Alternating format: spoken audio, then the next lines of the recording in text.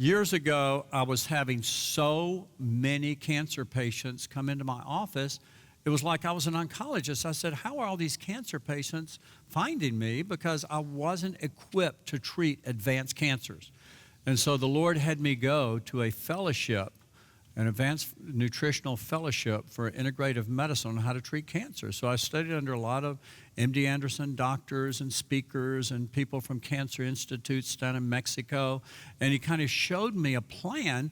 But one day we had a speaker that came in and he said, and I asked him, what is the key thing you found over all of these nutritional cancer therapies that is the most important thing for cancer? And this was years ago. And he said, by far it's the ketogenic diet, but no one can follow that. Well, that stuck with me, and I prayed about it, and then I started putting the pieces of the ketogenic diet for cancer together. And I had to figure out a way that we could do the diet that would be easy for my patients to do. So I wrote out a menu for my patients to follow. With a ketogenic diet, we literally flip a switch from burning sugar as your primary fuel to burning fat as your primary fuel. When your body shifts from burning sugar, see, cancers love sugars. They're sugar feeders. That's why when we do PET scans, they use fluoroxydeoxyglucose, which is a radioactive tracer linked to glucose, so they can locate the cancers. And then they measure the activity. Which is sugar. You need to break it down. It's sugar. Exactly. It's a sugar molecule attached to a radioactive tracer. Cancers gobble it up. So the cancers appear as bright splotches on the PET scan.